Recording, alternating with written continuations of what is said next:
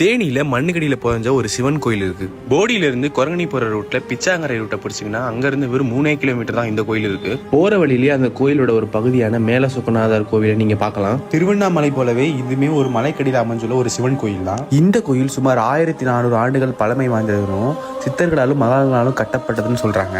இந்த கோயிலுக்கு ஒரு பழமை வாய்ந்த கதையுமே உண்டு. கண்ணகி மதுரையை எதிர்த்த காலத்தில் உண்மைக்கும் நீதிக்கும் கட்டுப்பட்டு சொக்கநாதர் மதுரையிலிருந்து புலம்பெயர்ந்து இங்கு வந்து பிச்சாங்கரை புலம் அமர்ந்து சொக்கநாதரை தோற்றுவித்தார் என்று பல புராண கதைகள் இருக்கு அப்படின்ட்டு அங்கேயே குறிப்பிட்டிருக்காங்க. 1376 ஆண்டு முதல் இந்த ஆலயம் போடி நாயக்கனூர் அரண்மனை ஆண்ட நாயக்கர்கள் வம்சத்தின் கட்டுப்பாட்டு கீழ் வந்துருச்சு. போடியில இருக்க மக்களும் சரி, போடியை சுத்தி இருக்க கிராம மக்களும் சரி, ராகு கேது பரிகாரங்கள் செய்யவும் அமாவாசை பௌர்ணமி பிரதோஷம் போன்ற நாட்கள்ல வந்து தரிசனம் பெற்றுட்டு போவாங்க. இந்த கோயில சிறப்புமிக்க விஷயம் என்னன்னா, இந்த கோயில் பக்கத்துல ஓடுற ஆத்து தண்ணியில பல விதமான சத்துக்கள் இருக்குன்னு சொல்றாங்க. அந்த ஆத்துல ஒரு தண்ணி எடுத்து தான் பௌர்ணமிக்கும் அமாவாசைக்கும் சமையல் செஞ்சு இங்க அன்னதானமா வழங்குவாங்க.